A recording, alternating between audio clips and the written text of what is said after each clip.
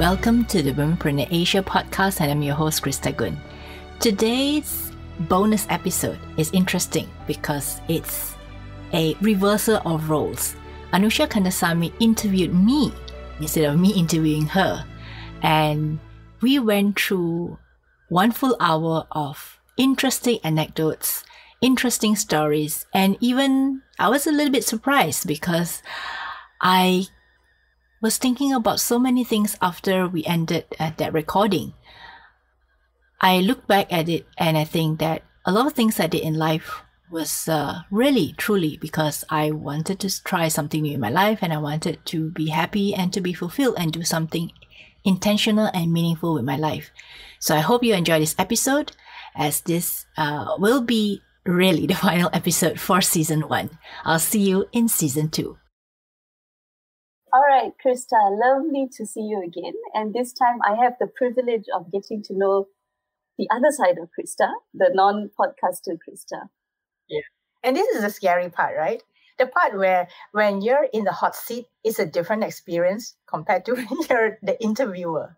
Yeah, so now you know how we felt, Krista, before you started interviewing us. But don't worry, I will be kind.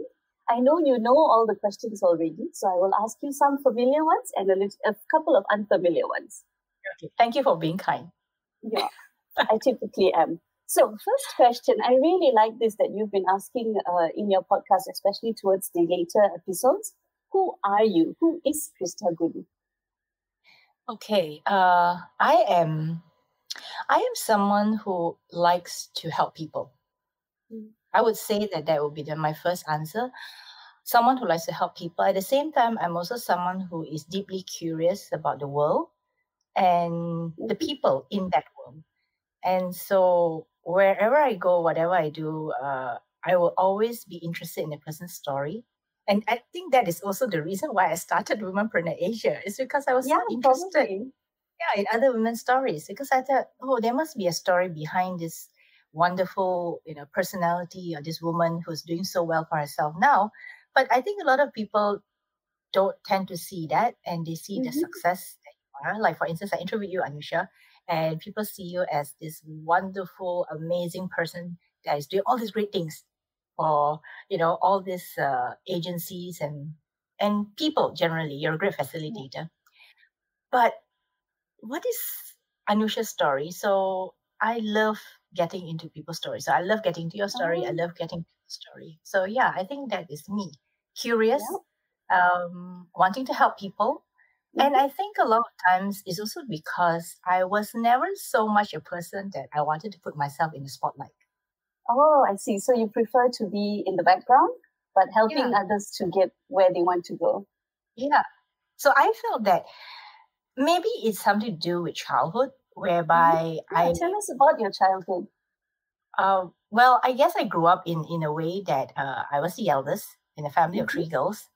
And you grew up in a small town. Bunting, Selangor. It's still a small town, but because of being near KLIA right now, it has grown a little bit bigger. I consider a town a little bit bigger when it has KFC, McDonald's, Pizza Hut. So that's to us modernization, right? So yeah, when I was growing up, there was no such fast food. So growing up in a small town, I was the eldest. And I think because I was the eldest, I found a lot of joy in being with myself. Yeah. Is there a big gap between you and your siblings? No, it's only 2 years. Oh, just 2 years. So my youngest sister is 2 years and my youngest sister is, 5 years. So that's not much of a gap. But I think because of my personality when I was younger, I loved doing things by myself and on my own. And until I found my best friends, of course, in school. But when I was growing up, it was just me and books. And books. Oh, very interesting. Yes. So when I was young, my dad would drive me to the library, and it was this rickety shack of a library, what we call a public library, that was built over a river, the Langat River. Yeah. And then that was the place where I actually went and borrowed books and read books. And I found that maybe it's escapism. I don't know. I could actually disappear into a book and just imagine all those things that Yes. The authors will be talking about. Yeah. So I think that was how I grew up, with Oh, books. very nice. Very nice. So we've heard a little bit about the original Krista and the current Krista. Tell me, where are you right now, physically and in life? Physically, I'm in Penang, and because this is the lockdown, right? Second round Yes. of it, so we're Yes. all stuck at home. In life, I think I would say I've come to a point in life where I feel that I am very satisfied with what I'm doing right now. Because a lot of times I think satisfaction comes from doing the work that you love. Yeah. And a lot of people say that, oh, yeah, you could say that because you're always doing the work that you love. And I say that sometimes you have to find the work that you love. Yeah. Right? It doesn't fall onto your lap and it doesn't appear out of the blue like, oh, everyone's so lucky. They just got the job that they loved or the work that they love or the business that they love. You get to love the work, the career, the job if you put your heart into it. Yeah. So sometimes it's a love marriage where you choose to do the work that you love, and sometimes it's an arranged marriage and you grow to love, maybe. Yeah, it's a good analogy, I think. Yeah, maybe I should use that next time when I'm talking to people about interests and what you want to do with your life. So right now I see a lot of people, especially younger people. Yeah. They always have this dilemma, like, oh, I'm suffering from this like crisis in life. I don't know what to do with my life. I want to do so many things and I want to run so many, things. I want to run so many businesses. I want to take part in so many things in life. But I always say that we wouldn't know until we try out different things. Yes. Yes. And then you know what you like, what you don't like, what you're good at, what you're maybe not so good at. Yeah. So just now you asked me, where am I in life presently? I mean, like, instead of physically, yes, but where am I? I say I'm quite satisfied with where I am in life because I'm doing the work that I want. And it is intentional. It's intentional because I feel that at some point in our lives, there is no point doing not meaningful work. Yeah. I mean, maybe in the early days of my career when I just graduated and all that, you had to get a job because you needed the salary to put food on the table, to pay your rent and all that. That's fine. But I think over a number of years, as we move up the career ladder, or when we know what we really want, or at least what we don't want, I think the easiest way to look at what we don't want is easier than what we want. Because sometimes people say, "Oh, yeah." When did this happen for you? Knowing what I wanted. When did you realize? Yeah, when did you realize? And maybe it's linked to you becoming an entrepreneur. But when was this realization for you? Well, that's a really good question, Anushia. Because if I look back in my career journey, I always tell people I was never looking to start a business or be in business. Yeah. That was the furthest thing in my mind because I always felt I'd do very well in corporate. Okay, so your original plan was to be a corporate person working in a business in a big organization. Yeah. I always had this idea that, oh, well, I'm going to be a VP of something, somewhere. Any particular industry you had thought about? Not any particular industry, but just like a nice big organization where it's like, I was surrounded by people and there'll be people who would be appreciative of the work that I did and I could do my best work. Yeah. But along the way, of course, reality and, dreams are a little bit different. Yeah. As many of us find out once we get out of university and once we decide that, okay, I'm going to do something about my life right now. So I get into a job. The first few years of being in a job, I was a copywriter. I started as a copywriter in a really tiny agency. There was only me, my colleague, and my boss. Oh, and this was in Penang? This was in Penang. And I was literally not even headhunted. I was kind of like, I started working part-time when I was still in university. And then when I graduated, they just said, well, come and join us. You don't even have to, be interviewed. You just come and be as full-time.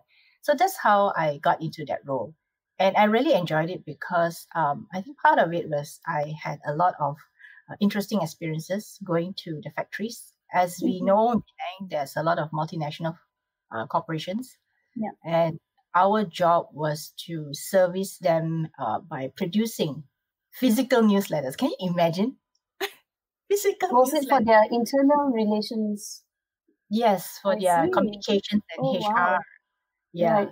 So our job was to go in there, talk to the HR and comms person, get the information, work with them in producing a quarterly. Sometimes it's monthly, but most times it was quarterly, because I think back then the budget was just for quarterly newsletters, and that was what I did. So writing news, getting the photos, images that were needed to be scanned. Can you imagine this? Like, wow, years ago This it had was to be like scanned. 20 years ago? Yeah, more than 20 over years ago. Yeah, to be scanned. Very different way of producing Yeah, the communication, the document. yeah. And all that was fun, because when you're out in university and you're meeting all these people in the factory, it's a very interesting experience, and I learned a lot. But after a while, it kind of got a bit more routine. So I was looking for something else to do after that. Yeah, and what did you do then? It was year 2000. So I'm dating myself now. Yeah, just after the financial crisis. Yeah, it was year 2000, and then people were talking about Y2K, and people were talking about the internet. And so what I was doing was really very physical. So imagine physical printed newsletters. And also, of course, after that, other things came in like magazines and all that, but it's still very much printed publications. And then the internet started to become more and more popular. And then I was thinking to myself, maybe I should do a career switch. Maybe I should try an industry whereby I could learn something about this internet thing that was coming up. How interesting. So today when people are talking about digital and learning how to be digital, you started this 20 years ago. Yeah. Reskilling or learning something new. Yeah. So I felt that at that time, because again, I think comes back to what I am really curious about. When I want to know something, I'm very curious about it. I tell myself, maybe I should learn about it, and learn about it hands-on. Yeah. So I think that's also been part of my principle from that time, was that I want to learn something, but from the inside, not from people telling me about the industry. So I went online, and this is where I started to was it Google last time? I can't remember, but was it Google in 2000? Probably Explorer or Mozilla. Right. Yeah. And those were the days when going. Yeah. Oh, Netscape. Yeah, you remember. And those were the days where, you know how expensive going online was? Yes. Where you had to do the dial-up 1515. Yeah. And then the moment all your emails were downloaded, you quickly turn it off because you didn't want to be sitting there and reading your emails while the internet was running. So that was the scenario back then. And so one day I went and searched, just randomly searched for something to do with women. You see, even back then, I was very interested in women's issues. I think from my campus days where I was working on a newsletter with my professor on women's issues. So that was my other part-time gig, besides all the other things I'm doing. So this women thing has been with me for a long time. So now you know why it comes to. Yeah. So I started searching, and I found this interesting website called iAsian Women. And I was like, wow, interesting. And then I looked further and I read further, and I realized they were based in Penang. Oh, wow. Yeah. And this was really an eye-opener for me, because I had never come across any such website. And it wasn't just a website, it was a portal. It was a portal whereby women could send in their stories and get their stories published. And so I looked at it and said, wow, let me try writing a story, because I had so many stories. I wanted to write a story. And then I sent off my contribution, and they accepted it. I was like, oh, over the moon. I was like, oh, fun. This is fun. And that was, I was thinking, okay, this could be my side gig, right? Like I could do this. Did they pay you for the story? Yeah, eventually they paid me. And I think my first check was for like 120 ringgit. Not bad, huh? not bad. So I was thinking, well, this could be a side gig, right? I mean, I could write like X number of stories a month and I could get a nice little, side income from doing that. And then after that, I started to look further into the website, and then realized they were hiring. They were looking for a contributing editor. And that's where I thought, oh, maybe I should start switching careers right now. Like I found the perfect place. Yeah. So that's how I ended up going to this place. But I think I've been very, very fortunate. I've never been really formally interviewed in my life for a job, because when I wrote in, So she just said, "I know you're writing. Come and work for us." no, because when I wrote in, the CEO of the company said, "Okay, just to test whether you can write me a couple of things." So it was just through email. I said, "Okay, sure. Let me write you a couple of things." He wanted some blurbs and he wanted some introductions to certain articles. So I wrote it for him. And then he said, "Okay, great. I like the way you write. Let's meet for lunch." And I still remember it was a pizza place somewhere in Island Glades. And we sat down for a lunch, and I thought, oh, I have to, be interviewed over lunch. But he didn't talk about anything, but just generally asked me questions about life, work, what I was doing, why I wanted to work in this company. That's it. That's how I got the job. That's how easy interview process, huh? And how long did you do that for then? I was there for about 3.5 years. Okay. And then you switched to becoming an entrepreneur. Yeah. After 3.5 years, because like I say, reality and work is very different, right? Yeah. As most of us find out the hard way, I did enjoy my role. I really enjoyed my role as a contributing editor, because I had this flexibility to contact women and write their stories and tell their stories. Yeah. And I think this part is the part which I find most fascinating, is that the people that we meet along the way in our lives, somehow or other, would turn up again in your life in different ways. So the women that I met when I was with Asian Women, of course, the Asian Women website is now no longer there. The company closed. Okay. Yeah. Not because I left the company closed. It's just the company closed. Okay. After many years later. But it was like the people that I met, the women that I met through that website, we're still friends until today. Wow. After about 15 years plus. Yeah. So we're still friends. We still keep in touch via WhatsApp. And because I think we were all connected through this idea of sharing stories. Yeah. So you see, sharing stories is like... So it is a theme that has been going through your life from the time, even from the young age and through university, with the newsletter you've been working on, through the HR experience with the different companies in Penang, and I Women Asia, right? Yeah. So very nice. And tell us today, what do you do when it comes to the business? The community work is a longer story as well, so we'll have to go to that next. Okay, what do you do in the business? So I run the business with my husband, Nick, and we started out offering website design. And because, like I said, when I got out of that role as a contributing editor, I was still in that internet space. So we felt that being in that space was really good, because that was the way of the future. And I'm glad my prediction came in a way. That the internet didn't fail us at any point in time. So we felt that one of the things that was really good about the internet is that we could live and work anywhere if we wanted. Yes.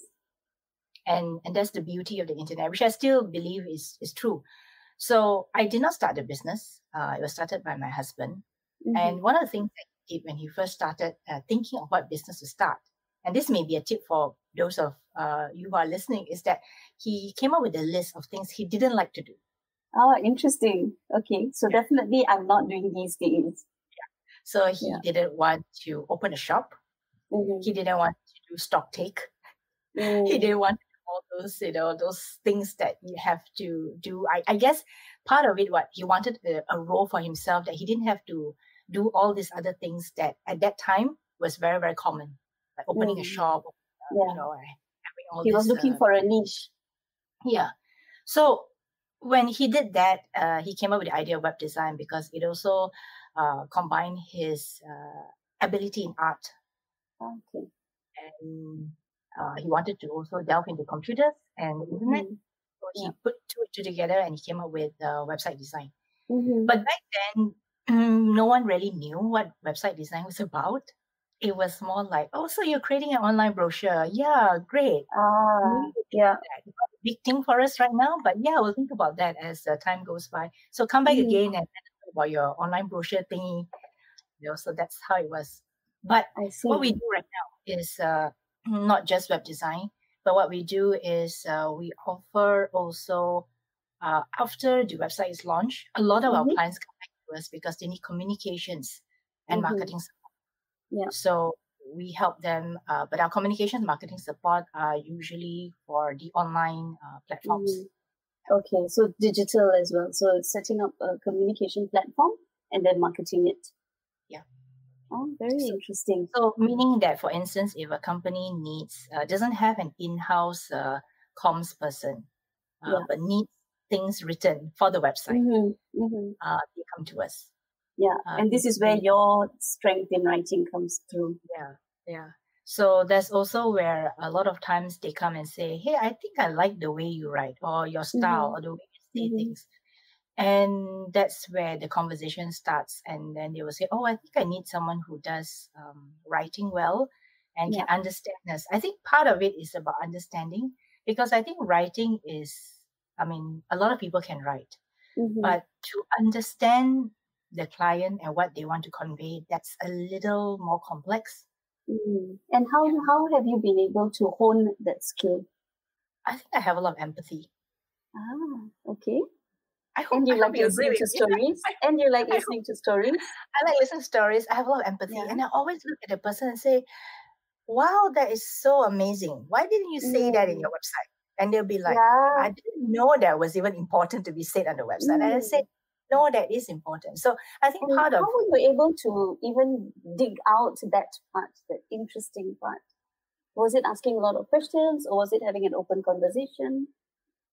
I think we start by having a conversation about that person before we even go into the business. I see. Yeah. And I think that itself helps, because when you talk about the business, the person starts to get very formal. Like, here I am telling you about the business. I have to tell about service A, B, and C, or product B and C. But if I were to ask, so Anushia, what do you do? Or how do you do what you do? Then you start talking about other things. And then slowly in between, you weave in your work or your business, or you weave in your favorite parts of the business, or things that people have told you about, you. And then that story comes to the front a little bit more. So we are able to take those, I call those nuggets, take those nuggets that come to the surface and really tell people like, hey, you've got this interesting, just say, I know this about you, Anushia.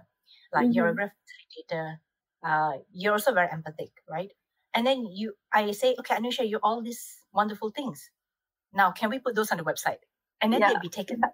They'll be like, why? Really? I didn't realize. And then why do you put it on a website? Isn't the website supposed to be a business website where it's supposed to be all formality? And it's like, we only tell the business stuff, right? Yeah. And that is also where I think this thread keeps coming up, is that I always tell people the business is really these days getting more and more personal. Yeah. People want to know you.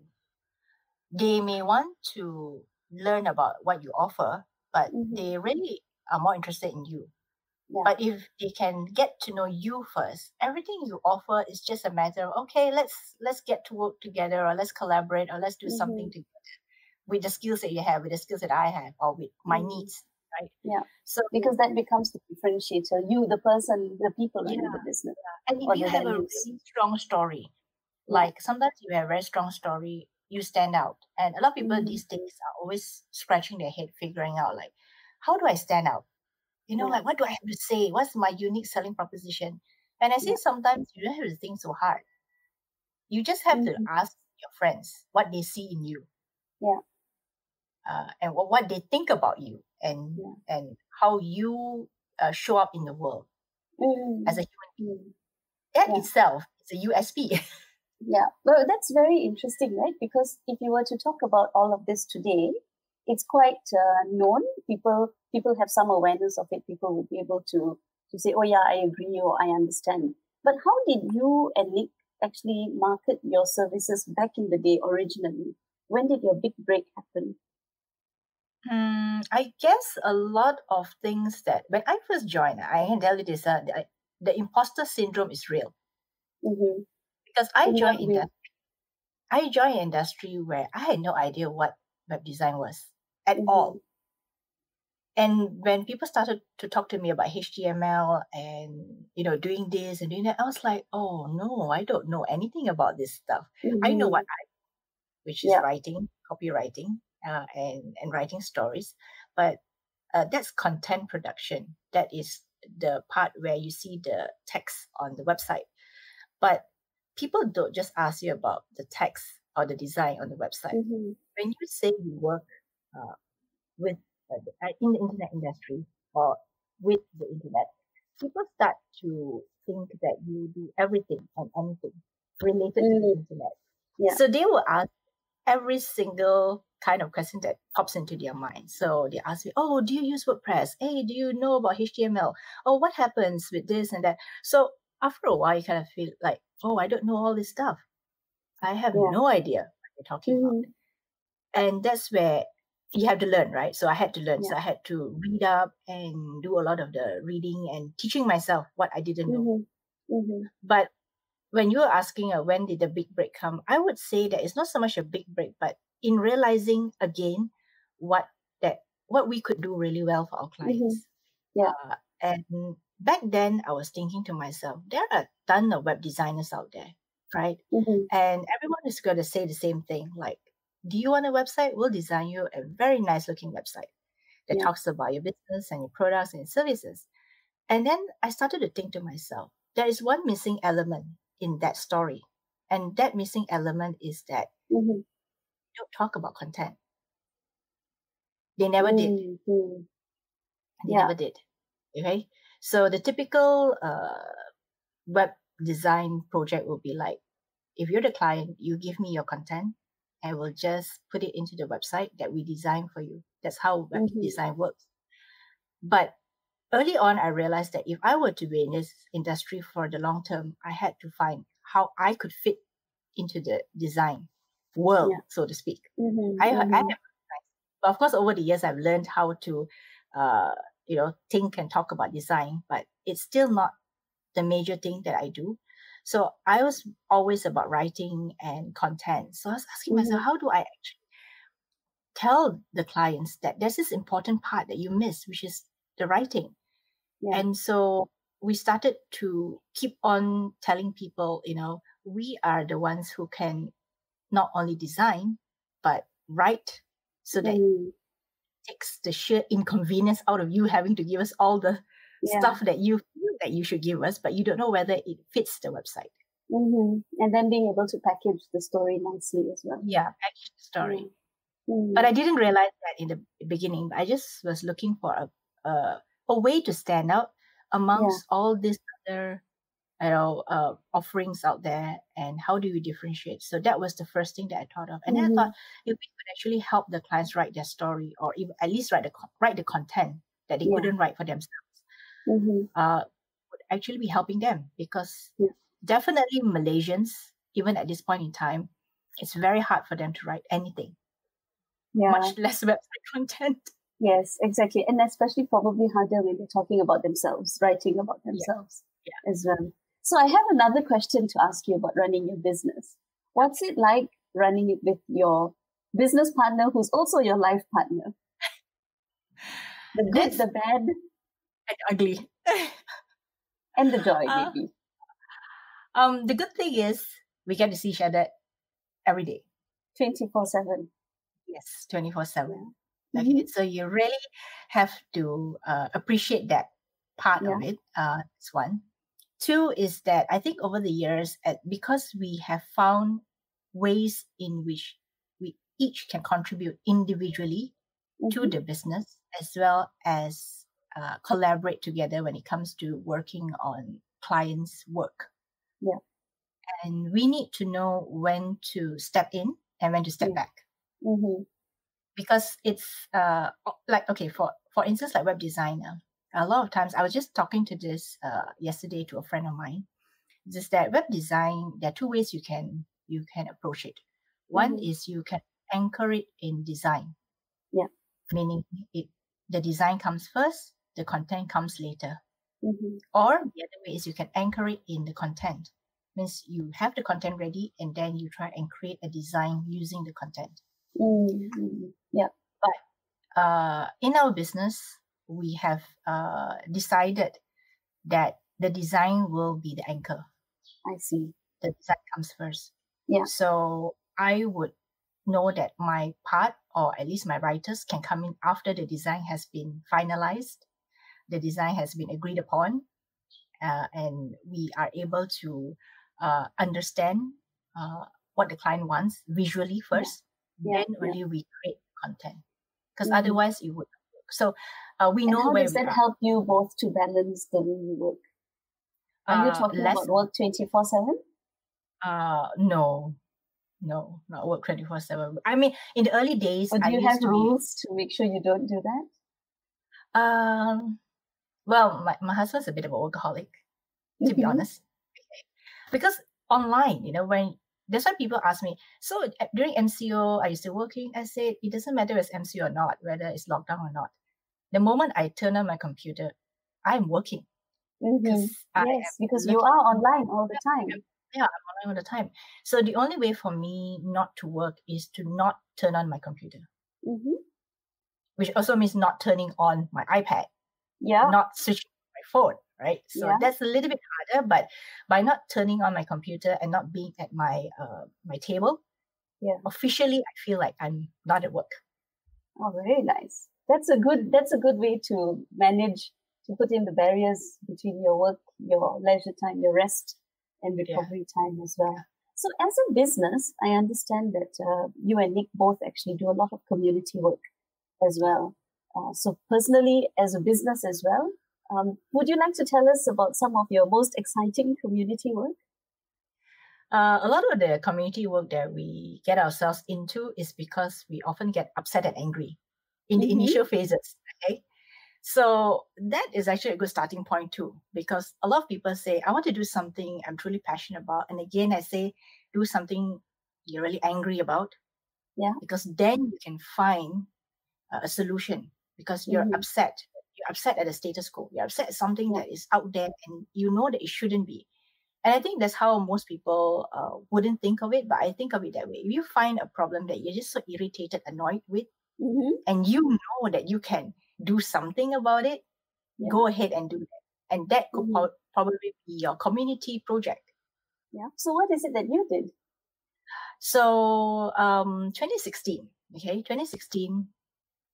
we went to our nearby recycling center. It's run by a community organization, and we are big on recycling. And I also do my own composting, by the way. I've been composting for the last 12 years in my own garden, a tiny plot of garden that I have. So we try to live pretty much a zero waste lifestyle if we can. So we brought our recyclables to the center, and so we were talking to the people there, and then we saw people tearing books. Tearing actual real books. Real actual books, yeah. And this was like novels, storybooks, novels.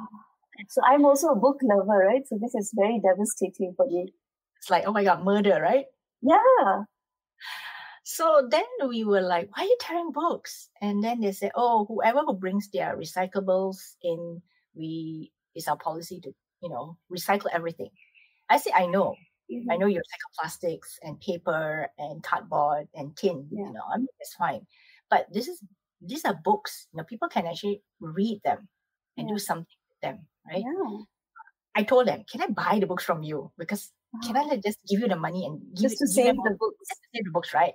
Yeah. They say, no, it's not their policy. I do not know whether that person is an actual volunteer or the person just went there to just tear books. So anyway, he told us that no such thing of buying books, not allowed. So after hearing that, anyway, believing that they were doing something good, they're helping to reduce waste in the environment.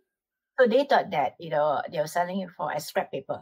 So maybe in their mind, well, we're still doing something. We're not really wasting. We're selling it off as scrap paper. So then after that, we got a little bit upset. I think more than a bit upset. We were really upset. We stopped going to the center for a few weeks.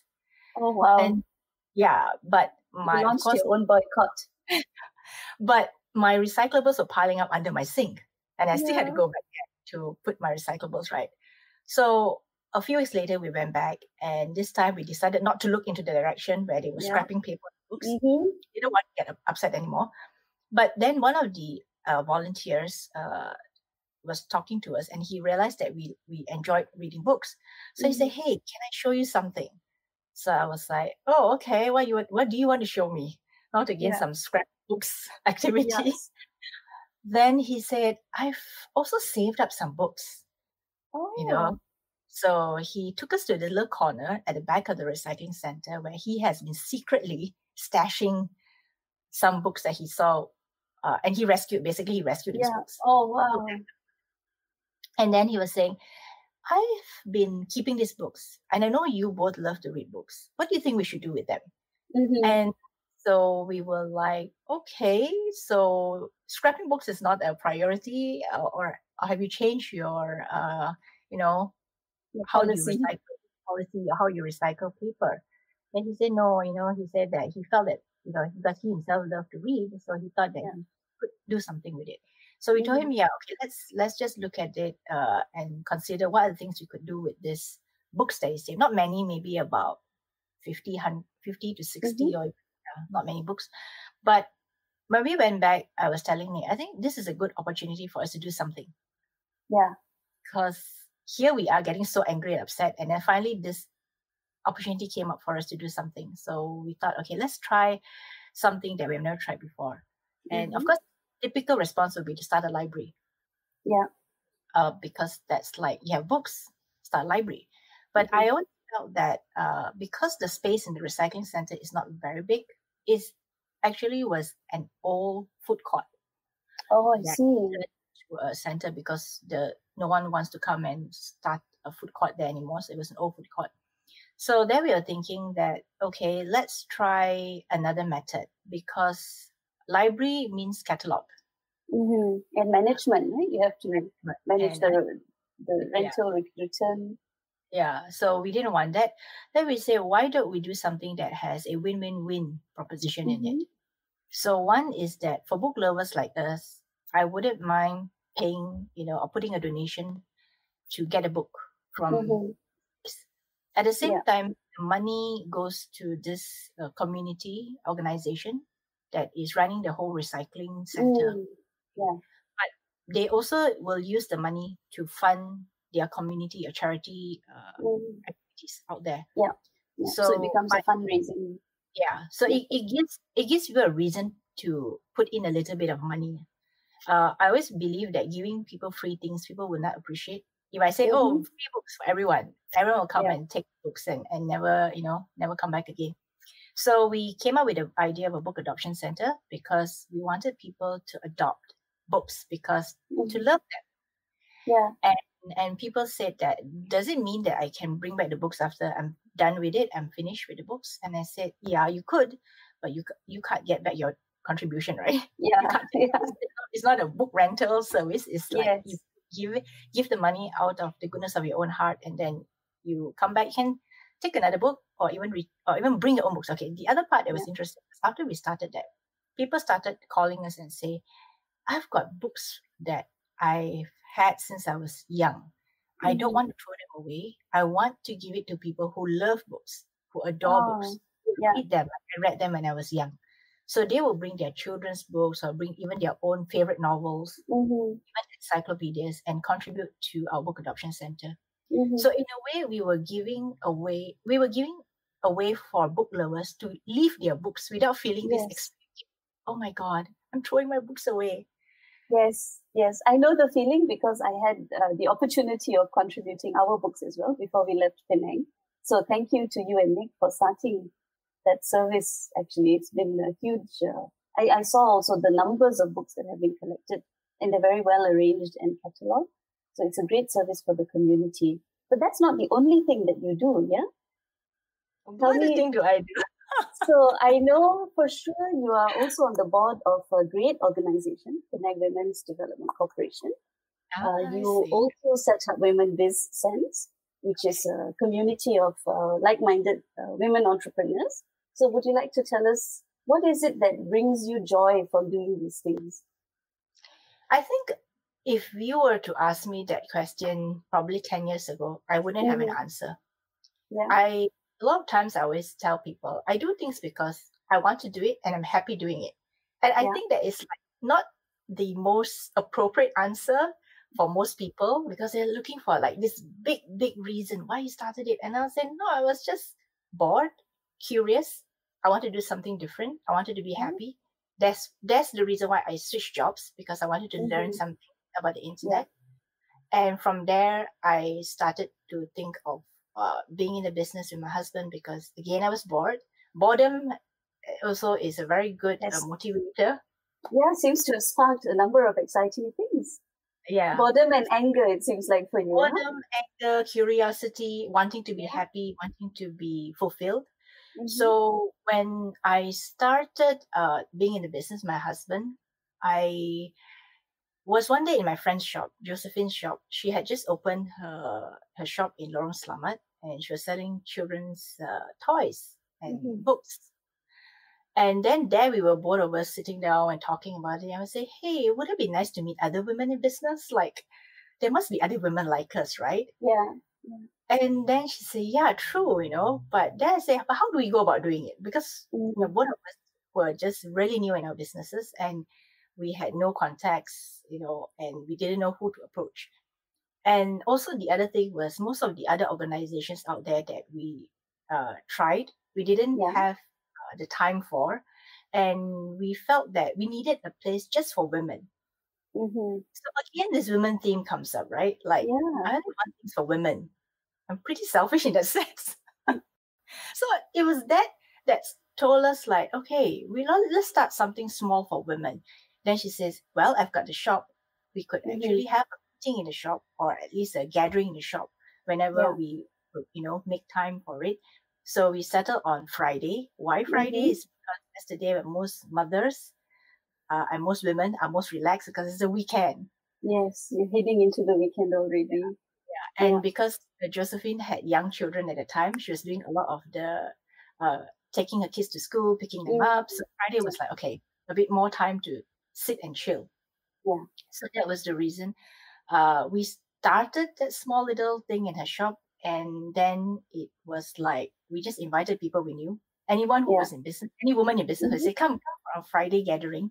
It was once a month, and we had coffee and cake, and just started talking about, okay, what business are you in? What are you doing? And it became more of like, okay, let's support each other. Yeah. So what are you selling? Maybe we could buy from you, that kind of thing. Or tell other people about your business. So that's how it started. And that's how women business. And today it's grown into a huge organization. Yeah, we have more than 100 over members. But I noticed something interesting is that you and Josephine have transitioned leadership of the organization as well. Yeah. Was that a conscious decision? That was actually very conscious, because when we both started Women with Sense, we never really wanted to lead it forever and ever. I know this sounds really strange for two women who started a women's entrepreneur organization, who never really wanted the spotlight, never wanted to run it, never wanted to do more than just start it and let other people run it and lead it. But I think that is where a good co-founder is also someone aligned to your values. Like, both of us always talked about this, and we say we want to raise other leaders. Yeah. It's not just about us. It's not just like, oh, this is my organization, my baby, I'm going to hold it until I die kind of thing. Yeah. It's not about that. We often start things, I think this is also a good mindset to take, is that when you start something, an organization, a business, you must always think that you are there to start it, but you may not be the one running it all the time. And you may not be the best person to help it evolve as it goes along. And perhaps we also have different roles in life as our organization grows. So in different skills that we need and different leaders to come in at different times during the organization's growth to really take it further. And so that's why I say that having a good co-founder who understands exactly what we all wanted to do from the very beginning, even when we started to grow, we're always saying, we want to have a good mission. We wanted to have a good mission, good vision, and good values for the organization. But at the same time, we know that we will each take turn to run it or lead it or head it, whatever you call it. The president. It's already a plan built into the plan. But we know that at some point in time, we would both step out of it so that other people can step in.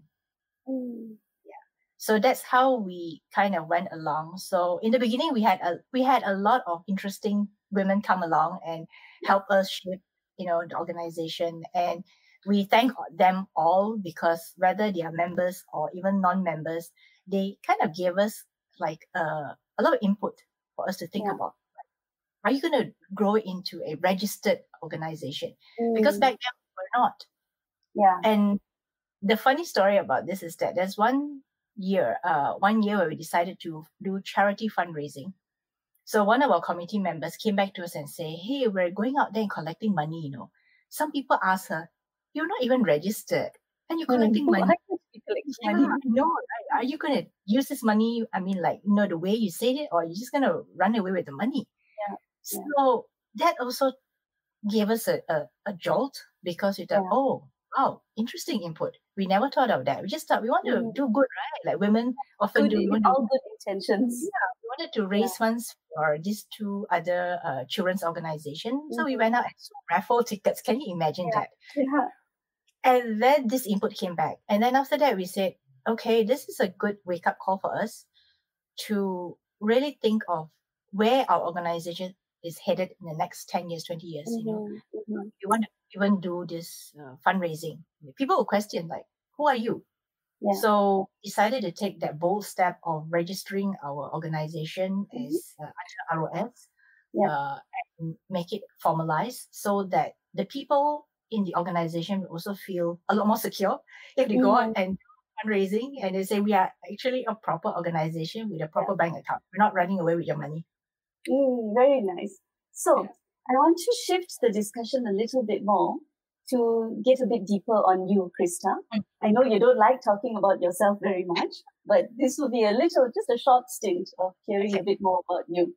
One of the questions you've asked all of us, what is your greatest fear?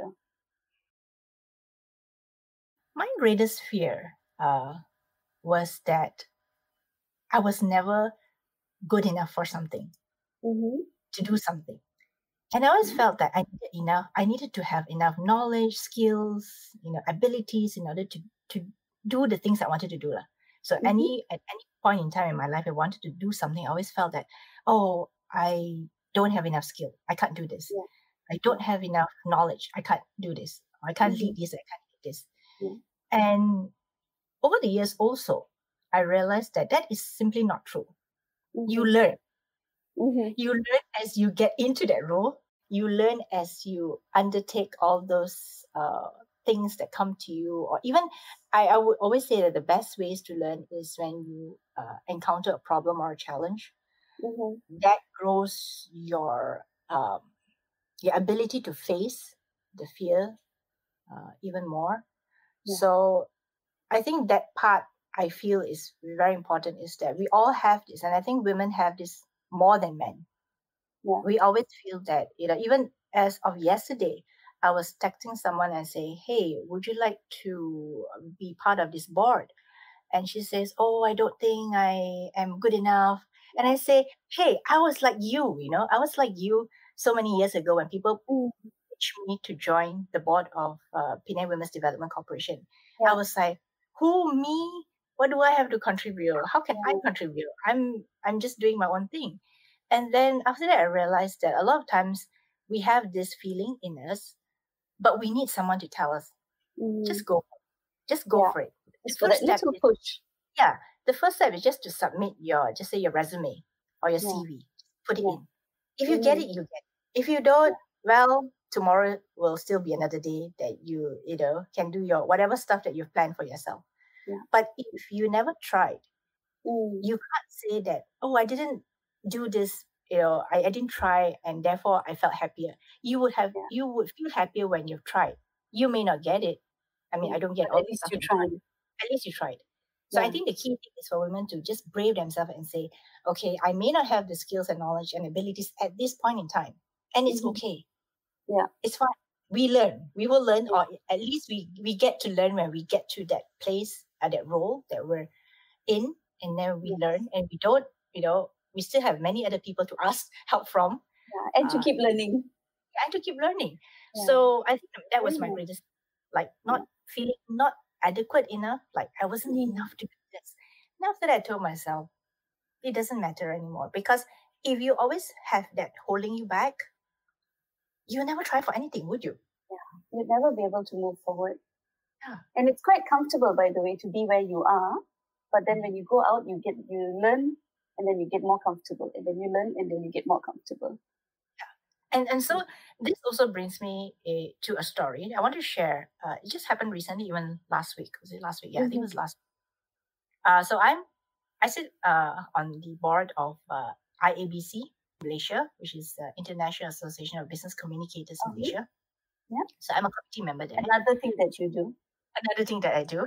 I know it's really like a lot of things, right? But it's actually not. But I sit on the board because I want to learn about business communication. And also to get to know other business communicators, not only in Asia, but across Asia Pacific and around the world, because it's part of a global organization. Yeah. So I got this email, I think in December, where they were calling for presenters for the virtual conference that is going to happen in June this year. So this is the IABC International Virtual Conference that they have. Usually it's physical, but because of all this pandemic, they decided to push it to virtual. So they were having, they sent out this email saying that they were calling for presenters all over the world. And if you think you have a great idea to present, or a great talk or presentation that you wanted to share, please submit your application. Right. So I sat on the email for a long time. I was thinking, okay, 15 January is the deadline. I have plenty of time, right? So I'll check it later and look into the details. And then on 14 January, I kind of like saw the email again. I told myself, oh no, it's 14. And I said, okay, I'll look into it.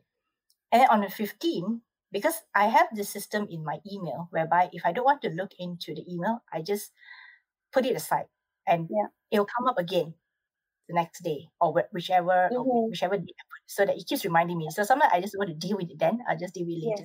So it came back on the 15th, the deadline day itself. And then I was looking at this, I was thinking, okay, am I still in time for to submit my application? And then I started, I was in Malaysia and I was still ahead, right? So our time zones, I was still ahead.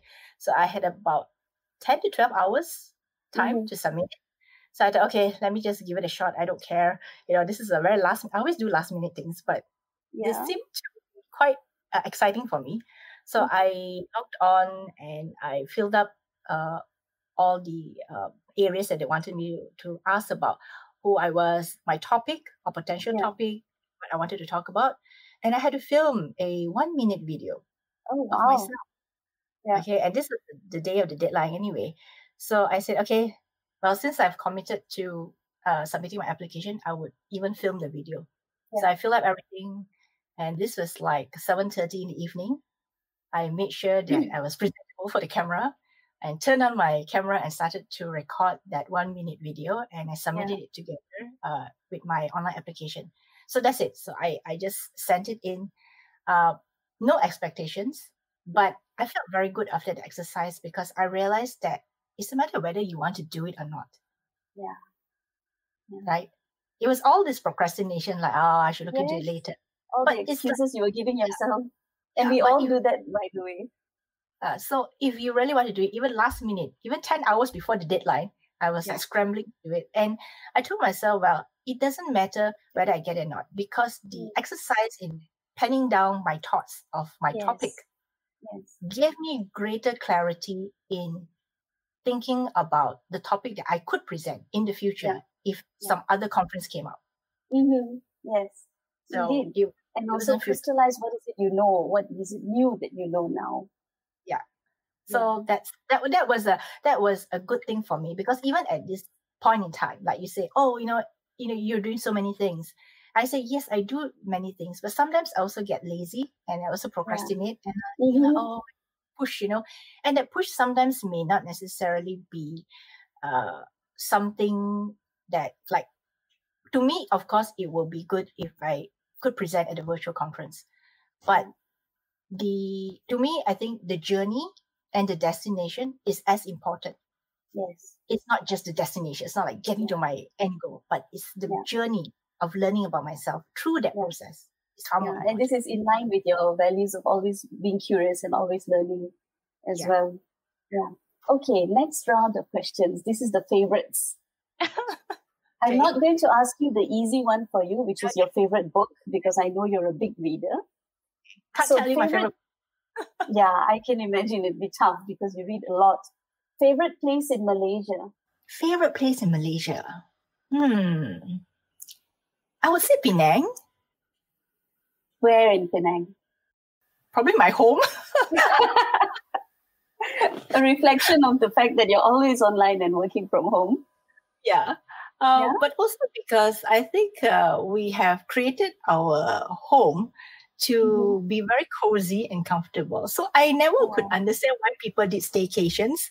I always felt that the most comfortable place is my home, because I could get all the books that I wanted to read, all the things that I wanted was just, within reach. And I live in an area where it's so easy to get food. I think food is very important for Malaysians.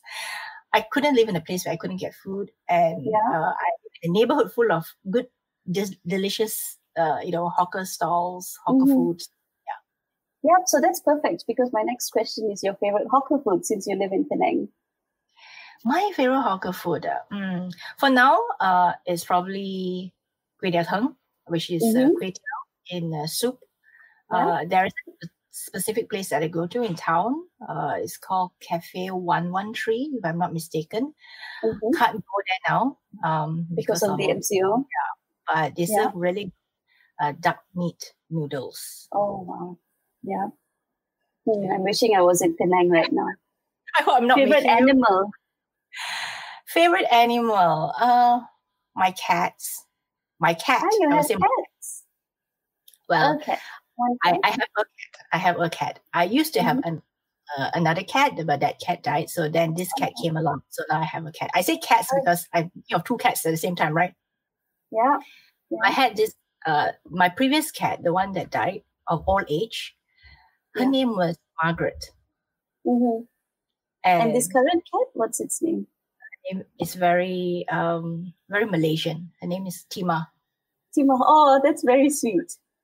What color is she? Tima is like brown and black and white a little bit here and there. So, one of those patchy cats. Yeah, patchy cats. Nice. So before we get to the end of our chat, I actually would like to firstly congratulate you on running the Womenpreneur Asia podcast series. You've done 13 episodes, is that right? Including the last one was Anja. 14 if you count this one. Yeah. Reflection. What has the experience been like for you? I think it taught me that if I put my mind to it, I could do it. As many people probably would have known that I keep talking about this all the time, is that when I had the idea to start a podcast, I had no technical skills. Yeah, you learned everything from scratch.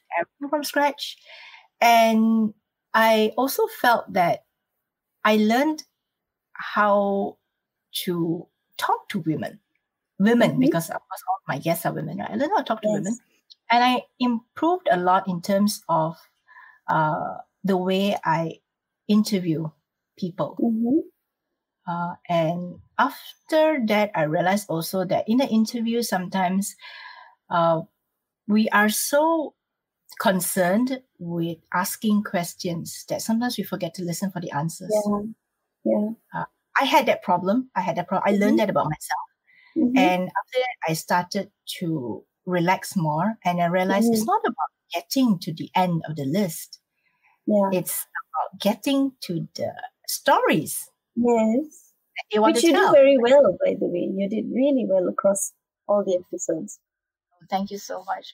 And also my other hope is that these episodes would spur someone out there. It may not be a woman necessarily. It could be a man or a young person, to look at entrepreneurship not as something that you have, like, these days we get all these wonderful stories about successful entrepreneurs, but also forget the other parts of entrepreneurship. It can be hard. It can be challenging. And if I think any of you have listened to any of my episodes, you know that all the women out there are telling their story from their own perspective, but it's different. It's different for everyone, but at the same time, they're doing it their way. Yeah. And they've made it work in some way. They've made it work. With the kids, without the kids, with the kids. I don't have kids, right? So without the kids, with the kids, with family, without family, with, whatever that you're doing, you know that people have made it work in their own way. And we don't have to always think that there's one model. There is no one model. But I also hope that people will feel inspired and feel that entrepreneurship is one of the ways that they can explore the world. Explore the world and solve problems, because a lot of problems can be solved through entrepreneurship. Whether you look at it as traditional entrepreneurship or social entrepreneurship, you can solve a problem and you can bring along other people with you. I think that also is the other realization, is that we feel that sometimes we want to do everything on our own, but sometimes it's easier to do with other people, because can bring so many fantastic ideas, fantastic things that they can teach you. And that's where I think my biggest realization came from, is that I can connect people from all over the place and I can bring them together on this journey. And maybe 10 years from now, who knows, Anushia, we'll be sparking a revolution. We never know. Well, thank you, Krista. It's been actually fabulous listening to all of your podcast sessions. And I think most of your fans would be very happy to also get to know the person behind the podcast through this interview. So thank you for sharing about yourself, about your beliefs, about your experiences. I think I've learned a lot just in this 1 hour, and I hope everybody else also find it interesting and just get a different perspective of the person behind the podcast. Yeah, thank you so much, because I also want to say this. When you asked me whether you could interview me, I was a bit like, wow, she wants to interview me. So that's a really... because you're a Hebat woman. Thank you. But because it's of course it takes time, right? I mean, we had to work with each other, send questions. We have to take time out of our schedule. But I'm glad that you did this with me, because I wouldn't have had that kind of conversation with any other person. And because that's what I say, because you are such a great, how should I say? I would say you're such a good listener. You're a good listener. And you have that ability to bring that person to a very comfortable place. And by the way, I must tell the listeners that I have been in your workshops and your facilitated sessions. So I know you even more than just through the podcast interview that I've done with you. Yeah. Thank you, Krista. Thank you. So thank you so much, everyone, for listening. This will be the bonus episode. This will be the special bonus episode. And thank you so much once more, Anushia, for taking the time to talk to me about what made me, right? Indeed. Okay, thanks. Pleasure. Thanks for listening to this episode. Find all the details on our website, womenpreneurasia.com. If you have enjoyed this episode, please subscribe and please share this with a friend. I'll be back in season 2 soon. Until then, this is Krista Gun signing off. Thank you so much for listening.